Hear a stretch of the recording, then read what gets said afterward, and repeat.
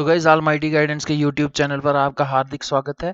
तो आज है 11th of May 2020 Monday. Guys Monday को हम इम्पॉर्टेंट कुछ क्वेश्चंस आज फिर से देखेंगे। तो गाइज इस प्रकार की वीडियोस में या करंट अफेयर्स वाचटॉग में हम लगातार कुछ ऐसे टॉपिक्स विद एमसीक्यूज और एक्सप्लेनेशन की हेल्प से डिस्कस कर रहे हैं जो लगातार न्यूज़पेपर्स में अपनी जगह बनाए हुए हैं। इसके अलावा काफ़ी सारी कम्पिटिटिव एग्जाम्स के लिए जो मैगजीन्स आती हैं उनमें भी आपको इस प्रकार के क्वेश्चंस देखने को मिलेंगे।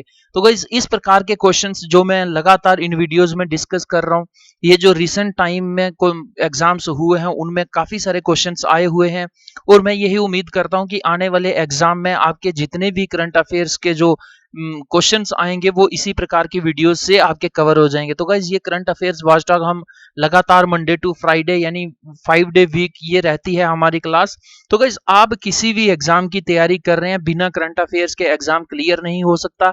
और अगर आप सिर्फ और सिर्फ करंट अफेयर्स की क्लास ही देख रहे हैं, इसी प्रकार की वीडियोस देख रहे हैं, तो गाइज आपका जो सक्सेस रेट है एग्जाम में वो काफी ज्यादा अच्छा होने वाला है। तो guys 11th of May 2020 Monday को देखते हैं आज का हम कुछ इंपॉर्टेंट क्वेश्चंस विद एक्सप्लेनेशंस। तो गाइज बहुत खूबसूरत क्वेश्चन है विद्यादान। देखिए क्या लिखा है, consider the following statements regarding Vidyadaan 2.0। तो ये एक प्रकार का कंपेन है विद्यादान 2.0।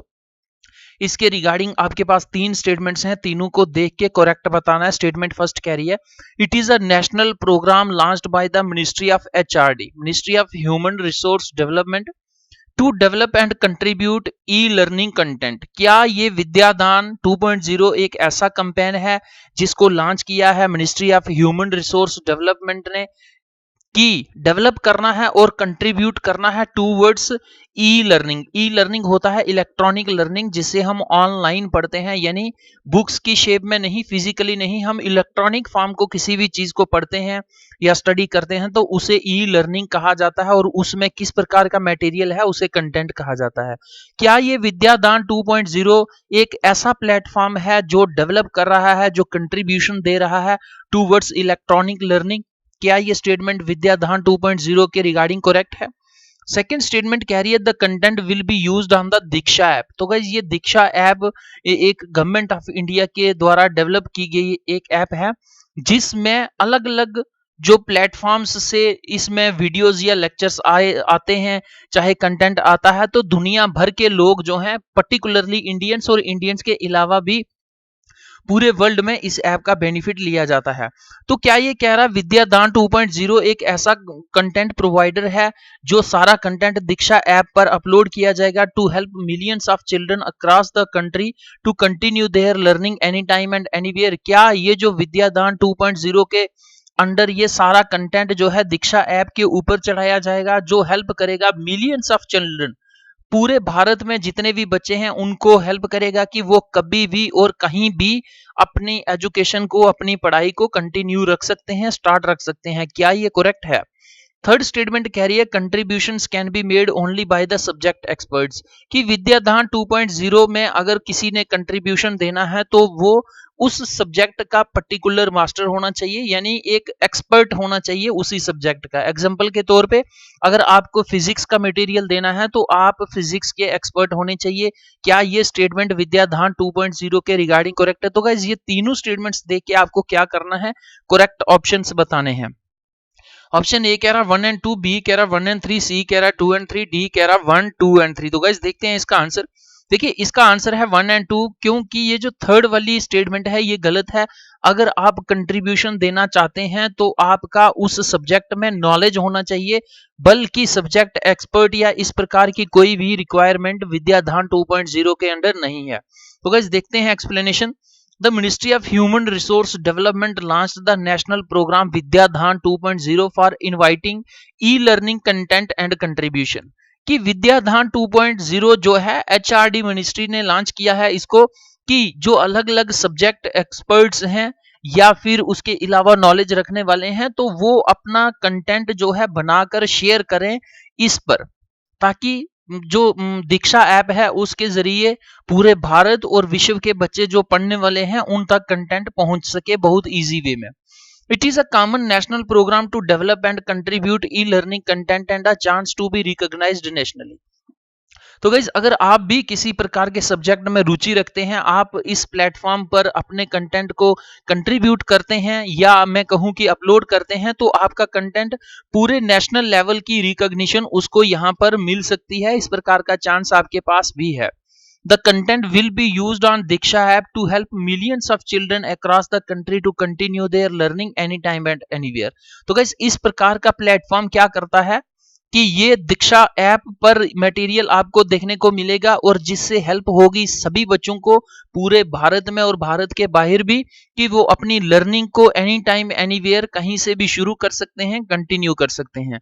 The programme has been launched due to the increasing requirement for e learning content for students both school and higher education, especially in the backdrop of the situation arising out of COVID-19 and also due to the urgent need to integrate digital education with schooling to augment learning। तो guys इस प्रकार के campaign या programme को चलाने के दो उद्देश्य थे। एक उद्देश्य तो ये है कि लॉकडाउन के कारण, कोरोना वायरस के कारण सारे एजुकेशनल इंस्टीट्यूट्स बंद पड़े हैं, ठप पड़े हैं, तो बच्चे घरों में बैठकर स्टडी कर सकें, स्टडी को कंटिन्यू कर सकें, तो उसके लिए भी ये एक ऑनलाइन प्लेटफॉर्म बहुत अच्छा है। और सेकंड इसका ऑब्जेक्टिव ये था कि जैसे जो फार फ्लंग डिस्ट्रिक्ट्स हैं या स्टेट्स हैं या एरियाज हैं और फॉरवर्ड जो एरियाज हैं, उन दोनों में जो कंटेंट प्रोवाइड किया जाता है उसमें काफी सारा डिफरेंस होता है। तो एडवांस स्टडी, एडवांस एजुकेशन को प्रोवाइड करने के लिए ये एक प्रकार का ऑनलाइन जो प्लेटफॉर्म है, इसको अगमेंट करना, इसको स्टार्ट करना, इसको बूस्ट करना, इसकी तरफ कंट्रीब्यूशन देना, ये भी एक ऑब्जेक्टिव है विद्यादान 2.0 कैंपेन का। The Diksha platform of MHRD, Ministry of Human Resource Development, has been operating since September 2017 with over 30 states or union territories leveraging it for augmenting teaching and learning processes। तो guys ये जो दीक्षा platform है, ये direct question पूछा जा सकता है कब से ऑपरेट किया जा रहा है, 2017 में, और लगभग कुछ चुनिंदा स्टेट या यूटीज ही हैं जिनमें ये दीक्षा प्लेटफॉर्म यूज नहीं किया जा रहा, कुछ गिने 2-4 हैं। 30 से ज्यादा स्टेट्स और यूनिटीज जो हैं वो इस प्रकार के प्लेटफॉर्म से फायदा ले रहे हैं। Contributions can be made by educationists, subject experts, schools, colleges, universities, institutes, government and non government organisations, individuals. तो गाइस किसी भी प्रकार का इंसान जो है, ऑर्गेनाइजेशन इसमें कंट्रीब्यूट कर सकती है और वो कंटेंट आपका एक प्रकार का रिकॉग्नाइजेबल होना चाहिए। तो गाइस ये काफी अच्छा सारा एक्सप्लेनेशन है आपको एग्जामिनेशन पॉइंट ऑफ व्यू से। अगर आप किसी भी एग्जाम के मेंस आंसर राइटिंग की तैयारी कर रहे हैं तो ये डायरेक्ट क्वेश्चन आपको देखने को मिल सकता है, इसकी काफी संभावना है। तो गाइस देखते हैं नेक्स्ट क्वेश्चन। देखिए क्वेश्चन है, consider the following statements regarding the national Payments Corporation of India. काफी ज्यादा इंपॉर्टेंट, ये एक प्रकार की नॉन प्रॉफिट ऑर्गेनाइजेशन है। इसके रिगार्डिंग आपके पास दो स्टेटमेंट्स हैं, दोनों को पढ़ के आपको करेक्ट बताना है। स्टेटमेंट फर्स्ट कह रही है, national Payments Corporation of India is an initiative of reserve bank of India and Indian banks association under the provisions of the payment and settlement systems act 2007। तो गाइस ये जो NPCI national Payments Corporation of India है, ये initiative है RBI का और IBA Indian banks association का। किसके अंडर ये इन्होंने इनिशिएटिव या ये काम कर रहा है? एक एक्ट आया था payment and settlement systems act 2007, इसके प्रोविजंस के अकॉर्डिंगली ये इनिशिएटिव लिया गया है। क्या ये स्टेटमेंट करेक्ट है एनपीसीआई के रिगार्डिंग? सेकंड कह रहा है, state bank of India is one of the core promoter banks, कि एनपीसीआई को प्रमोट करने के लिए जितने भी कोर प्रमोटर बैंक्स हैं उनमें एसबीआई का एक प्रमुख स्थान है। क्या ये करेक्ट है? गाइस ये दोनों स्टेटमेंट्स एनपीसीआई के रिगार्डिंग देख के आपको करेक्ट बताना है। ऑप्शन ए कह रहा 1 ओनली, बी कह रहा 2 ओनली, सी कह रहा बोथ 1 and 2, डी कह रहा नाइदर 1 nor 2। तो गाइस काफी ज्यादा इंपॉर्टेंट ऑर्गेनाइजेशन है ये। तो गाइस ये दोनों ही स्टेटमेंट्स जो हैं ये दोनों करेक्ट हैं। एक्सप्लेनेशन में देखते हैं, National Payments Corporation of India an umbrella organisation for operating retail payments and settlement systems in India is an initiative of RBI and Indian Banks Association under the provisions of the Payment and Settlement Systems Act 2007 for creating a robust payment and settlement infrastructure in India. तो guys जैसे देखते होंगे कि आप अगर आप 10 या 12 साल पहले की बात करें, 15 साल, तो क्या होता था, बैंक्स में काफी ज्यादा रश होता था, लोग पैसे निकलवाने के लिए जाते थे, पैसे जमा करवाने के लिए जाते थे। लेकिन इसी प्रकार की जो पेमेंट सिस्टम था इसमें काफी सारी दिक्कतें आती थी। जो एज्ड लोग थे या जो फीमेल्स थी उनका ज्यादा देर तक लाइनों में खड़े रहना ये भी एक प्रॉब्लम थी। उसके बाद आज की डेट में इंसान का जो टाइम होता है उसकी बहुत कीमत होती है, वो बहुत प्रीशियस है। काफी सारा टाइम आपकी लाइफ का बैंकों की लाइनों में खड़े होते ही वेस्ट हो जाता था। तो गाइस इस प्रकार के सिस्टम्स को इम्प्रूव करने के लिए, ये पेमेंट सिस्टम को और रोबस्ट बनाने के लिए ये एनपीसीआई का कंसेप्ट आया, यानी एटीएम्स जितने भी इंडिया में ऑपरेट कर रहे हैं सारे इसी एनपीसीआई जो ऑर्गेनाइजेशन है इसके अंडर या इसी के द्वारा जो है ऑपरेट किए जा रहे हैं। तो ये सिस्टम आया कि एटीएम्स लगा दिए गए। आजकल क्रेडिट और डेबिट अलग अलग मशीन्स लगी हुई हैं, बैंक में जाने की कोई जरूरत नहीं है। तो गाइस ये सारे सिस्टम को इम्प्रूव करने के लिए क्या है कि एनपीसीआई का गठन होता है। ये इनिशिएटिव लिया जाता है आरबीआई और आईबीए के द्वारा। नेक्स्ट कह रहा the company is focused on bringing innovations in the retail payment systems through the use of technology for achieving greater efficiency in operations and widening the reach of payment systems. कि ये एक प्रकार की company है जिसका focus किस पे है कि जितने भी साइंस एंड टेक्नोलॉजी में, इंटरनेट की फील्ड में, साइबर की फील्ड में जो डेवलपमेंट्स हो रही हैं वो सारी डेवलपमेंट्स का फायदा रिटेल पेमेंट सिस्टम में, बैंकिंग सिस्टम में लाया जाए, जिसके कारण क्या होगा कि जो एफिशिएंसी लेवल है ऑपरेशंस में वो अच्छा हो जाएगा और पेमेंट सिस्टम तक आम नागरिक की जो है वो रीच, उनकी पहुंच आसान हो जाए। The 10 core promoter banks are State Bank of India, Punjab National Bank, Canara Bank, Bank of Baroda, Union Bank of India, Bank of India, ICICI Bank, HDFC Bank, Citibank, NA and HSBC। तो guys ये अलग अलग banks हैं, आपको ज्यादा याद रखने की जरूरत नहीं है। तो जो भी बड़े बैंक हैं अगर आपको नहीं भी पता है तो वो आप गैस लगाकर, एजुकेटेड गैस के जरिए भी आप ये पता लगा सकते हैं, ये आंसर कर सकते हैं कि ये one of the promoter banks में है। तो गाइस ये एनपीसीआई काफी इंपॉर्टेंट ऑर्गेनाइजेशन है, इसको अच्छे ढंग से तैयार करके एग्जाम में जाना चाहिए। तो गाइस देखते हैं नेक्स्ट क्वेश्चन। देखिए क्वेश्चन है इंफॉर्मेशन टेक्नोलॉजी एग्रीमेंट। तो गाइस इंफॉर्मेशन एंड टेक्नोलॉजी में, साइंस एंड टेक्नोलॉजी में जिस प्रकार की डेवलपमेंट्स हो रही हैं, काफी सारे क्वेश्चंस जो हैं या मैं कहूं कि इनकी वेटेज कॉम्पिटिटिव एग्जाम्स में लगातार बढ़ती जा रही है। तो यहाँ पर 3 स्टेटमेंट्स हैं इंफॉर्मेशन टेक्नोलॉजी एग्रीमेंट के रिगार्डिंग, हमें तीनों पढ़ के करेक्ट बताना है। क्वेश्चन क्या कह रहा है, consider the following statements regarding the information technology agreement. The information technology agreement is a plurilateral. Plurilateral होता है कि मल्टीपल स्टेक होल्डर्स होते हैं इसमें। It is a plurilateral agreement enforced by the World Trade Organisation. कि क्या information technology agreement एक multi stakeholders के बीच में एग्रीमेंट है और इसको एनफोर्स डब्ल्यूटीओ ने किया है, क्या ये स्टेटमेंट करेक्ट है? सेकंड कह रहा है the aim of the agreement is to lower all taxes and tariffs on information technology products by signatories to zero. कि जितने भी जो स्टेक होल्डर्स हैं इस एग्रीमेंट को साइन करने वाले, उन पर ये बाइंडिंग हो जाता है या उनका एक लक्ष्य हो जाता है कि जितने भी टैक्सेस और टैरिफ्स लगाए जाते हैं इंफॉर्मेशन टेक्नोलॉजी प्रोडक्ट्स के ऊपर उन सबको जीरो करना। क्या ये स्टेटमेंट इसके रिगार्डिंग करेक्ट है? थर्ड कह रहा है India doesn't impose basic customs duty on photovoltaic cells and modules.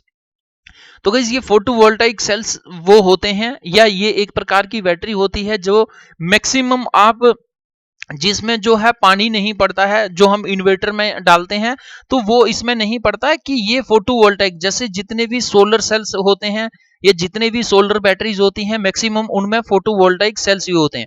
कि ये कह रहा है कि इंडिया इस प्रकार की फोटोवोल्टाइक सेल्स और मॉड्यूल्स को जब लाता है, कहीं से इंपोर्ट करता है, तो जो बेसिक कस्टम ड्यूटी लगाई जा सकती है, किसी भी प्रकार की ऐसी ड्यूटी इंडिया नहीं इंपोज करता है। क्या ये स्टेटमेंट करेक्ट है? तो गाइस ये तीनों स्टेटमेंट्स देख के हमें करेक्ट बताना है। ऑप्शन ए कह रहा 1 एंड 2, बी कह रहा 1 एंड 3, सी कह रहा 2 एंड 3, डी कह रहा 1, 2 एंड 3। तो गाइस देखते हैं इसका आंसर। देखिए ये तीनों ही स्टेटमेंट्स इसके रिगार्डिंग करेक्ट हैं। देखते हैं explanation. The Information Technology Agreement is a plurilateral agreement enforced by the WTO and concluded in the Ministerial Declaration on Trade in Information Technology Products in 1996 and entered into force on 1st of July 1997। तो guys ये direct आपसे पूछा जा सकता है ये बदल के भी क्वेश्चन पूछा जा सकता है कि information technology agreement is signed between India and US, India and Japan, India and Russia या और कोई कंट्री। तो ये प्लूरीलैटरल है, इसमें अलग अलग कंट्रीज या अलग अलग स्टेक होल्डर्स इसमें हैं। और इसको किसने साइन किया है? इसको इन्फोर्स करने वाली ऑर्गेनाइजेशन है WTO, वर्ल्ड ट्रेड ऑर्गेनाइजेशन, जिसका पहले नाम क्या हुआ करता था? गेट हुआ करता था। The aim of the treaty is to lower all taxes and tariffs on information technology products by signatories to zero, कि जितने भी इस एग्रीमेंट के सिग्नेटरीज हैं उन पे ये बाइंडिंग है कि वो किसी भी प्रकार का टैक्स जो है इंफॉर्मेशन और टेक्नोलॉजी प्रोडक्ट्स के ऊपर नहीं लगाएंगे। India is also a signatory to the Information Technology Agreement. The Ministry of New and Renewable Energy clarified that the basic customs duty on imported solar cells and modules would remain nil. तो guys ये recently announcement की जाती है, इसीलिए ये question news में रहा है कि जो new and renewable union ministry है उसने रिसेंटली ये क्लियरिफाई किया है, अनाउंसमेंट की है कि किसी भी प्रकार का टैक्स या कस्टम ड्यूटी या टैरिफ सोलर सेल्स और मॉड्यूल्स के ऊपर नहीं लगेगी, यानी ये अभी नील रहेगी। तो गाइस देखते हैं नेक्स्ट इंपॉर्टेंट क्वेश्चन। क्वेश्चन क्या कह रहा है? Snow leopard. तो गाइस मोस्ट इंपॉर्टेंट एक प्रकार का कंसेप्ट या क्वेश्चन है, consider the following statements regarding the snow leopard. तो अगर आप पर्टिकुलर उस स्टेट में से हैं या यूनियन टेरिटरी में से हैं जिसमें स्नो लेपर्ड की पॉपुलेशन देखने को मिलेगी, तो ये क्वेश्चन आपके लिए और भी ज्यादा इंपॉर्टेंट हो जाता है। क्वेश्चन क्या कह रहा है? Consider the following statements regarding the snow leopard. Statement first कह रही है snow leopard is listed as critically endangered under the International Union for Conservation of Nature red list. की IUCN की जो रेड लिस्ट होती है उसमें अलग अलग कैटेगरीज होती हैं और स्नो लेपर्ड का स्टेटस उसमें क्रिटिकली एंडेंजर्ड है। क्या ये स्टेटमेंट स्नो लेपर्ड के रिगार्डिंग करेक्ट है? सेकंड कह रहा है in India the snow leopard habitat is spread over the northern Himalayan mountains of Jammu and Kashmir. Himachal Pradesh, Uttarakhand, Arunachal Pradesh and Sikkim की इंडिया में आपको स्नो लेपर्ड का हैबिटेट, इसकी पॉपुलेशन आपको देखने को मिलेगी नॉर्दर्न हिमालयन माउंटेन्स जो जम्मू कश्मीर में हो सकती हैं। ये हिमाचल प्रदेश, उत्तराखंड, अरुणाचल प्रदेश और सिक्किम, यानी अगर आप सेंट्रल इंडिया या साउथ इंडिया की बात करें तो उसमें स्नो लेपर्ड आपको नहीं देखने को मिलेगा। क्या ये स्टेटमेंट करेक्ट है? थर्ड कह रहा है the union government had launched secure Himalayan project for the protection of snow leopard. कि जिस प्रकार से टाइगर्स की पॉपुलेशन को बचाने के लिए गवर्नमेंट ऑफ इंडिया ने प्रोजेक्ट टाइगर चलाया है, इसी प्रकार से यूनियन गवर्नमेंट ने रिसेंटली सिक्योर हिमालय ये एक प्रकार का प्रोजेक्ट चलाया है स्नो लेपर्ड की प्रोटेक्शन के लिए, इसकी नंबर को और इंक्रीज करने के लिए, बूस्ट करने के लिए। तो गाइस ये तीनों स्टेटमेंट्स देख के हमको करेक्ट बताना है। ऑप्शन ए कह रहा 1 एंड 2, बी कह रहा 1 एंड 3, सी कह रहा 2 एंड 3, डी कह रहा 1, 2 एंड 3। तो गाइस देखते हैं इसका आंसर। देखिए ये सी वाली जो स्टेटमेंट है, ये सी वाला ऑप्शन ये करेक्ट है, यानी ये जो फर्स्ट वाली स्टेटमेंट है IUCN की रेड लिस्ट में ये क्रिटिकली एंडेंजर्ड नहीं है बल्कि ये वल्नरेबल कैटेगरी में है। तो गाइस देखते हैं explanation. Snow leopard is listed as vulnerable under the IUCN red list in India. The snow leopard habitat is spread over the northern Himalayan mountains of Jammu and Kashmir, Himachal Pradesh, Uttarakhand, Arunachal Pradesh and Sikkim. तो guys ये IUCN में जो important species होती हैं, आपको जिस भी exam की तैयारी करनी है और एग्जाम देने से कुछ दिन पहले आप उनका IUCN रेड लिस्ट में या IUCN की लिस्ट में उनका क्या स्टेटस है, और पर्टिकुलरली अगर आप स्टेट का एग्जाम देना चाहते हैं तो उस स्टेट में जो मेन स्पीसीज हैं उनका IUCN स्टेटस देखकर ही जाइए। तो ये स्नो लेपर्ड जो है इसका IUCN रेड लिस्ट में वल्नरेबल स्टेटस है। ये इंडिया में आपको जम्मू कश्मीर यूटी में मिलेगा, हिमाचल प्रदेश, उत्तराखंड, अरुणाचल प्रदेश और सिक्किम इन प्रकार के राज्यों में मिलेगा। The union government had launched secure Himalaya, a 6-year project to ensure conservation of locally and globally significant biodiversity, land and forest resources in high Himalayan ecosystem spread over 4 states with Himachal Pradesh, Jammu Kashmir, Uttarakhand and Sikkim. तो guys इस प्रकार की snow leopard या फिर जो ऐसे cold area में पाई जाने वाली स्पीसीज है उनकी प्रोडक्शन के लिए, उनके नंबर को इंक्रीज करने के लिए, वहां पर जो बायोडाइवर्सिटी है उसको बूस्ट करने के लिए, इंक्रीज करने के लिए गवर्नमेंट ऑफ इंडिया ने सिक्योर हिमालय एक प्रकार का प्रोजेक्ट चलाया है। इस प्रोजेक्ट की ड्यूरेशन 6 ईयर की होगी और ये पर्टिकुलरली एक केंद्र शासित प्रदेश और 3 राज्यों में काम करेगा। केंद्र शासित प्रदेश आपके पास जम्मू कश्मीर आ गया, हिमाचल प्रदेश, उत्तराखंड और Sikkim. It was launched by the Union Ministry of Environment, Forest and Climate Change in association with the United Nations Development Program। तो गाइज ये जो secure project, secure Himalaya project है, इसको किसने लॉन्च किया है?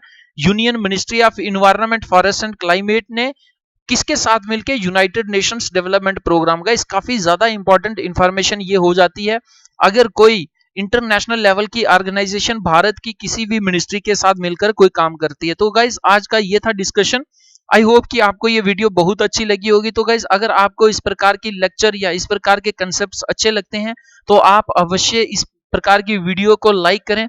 गाइस अगर आपको किसी भी प्रकार का डाउट है, कोई क्वेरी है या कोई सुजेशन देना चाहते हैं, आपको क्या करना है कि कमेंट बॉक्स पर अपना मैसेज जो है ड्रॉप कर सकते हैं। almightyguidance@gmail.com इस पर आप मेल कर सकते हैं। इस व्हाट्सएप नंबर का भी हेल्प ले सकते हैं। गाइस हर एक वीडियो का पीडीएफ पाने के लिए आपको क्या करना है कि ऑलमाइटी गाइडेंस के यूट्यूब चैनल को टेलीग्राम पर ज्वाइन करना है। आपको हर एक वीडियो का पीडीएफ मिलेगा। इसके अलावा अर्ली मॉर्निंग काफी सारे न्यूज़पेपर्स शेयर किए जाते हैं। कॉम्पिटिटिव एग्जाम्स की काफी सारी बुक्स जो हैं वो पीडीएफ फॉर्म में यहाँ पर शेयर की जाती हैं। इसके अलावा भी काफी सारी इंफॉर्मेशन शेयर की जाती है। फेसबुक पर भी काफी इंपॉर्टेंट जो है इंफॉर्मेशन शेयर की जाती है। तो गाइस अगर आप लगातार इसी प्रकार की वीडियोस पाना चाहते हैं, अपनी तैयारी को बूस्ट करना चाहते हैं और कॉम्पिटिटिव एग्जाम को क्लियर करना चाहते हैं, आपको क्या करना है? ऑलमाइटी गाइडेंस के यूट्यूब चैनल को सब्सक्राइब करने के बाद रिंग बेल आइकन पर ऑल पर क्लिक करना है, ताकि जो भी नई वीडियो अपलोड होगी वो तुरंत एक अलर्ट या नोटिफिकेशन के रूप में आपके मोबाइल या पीसी पर मैसेज कर देगी। तो गाइस वीडियो देखने के लिए धन्यवाद। जय हिंद, जय भारत।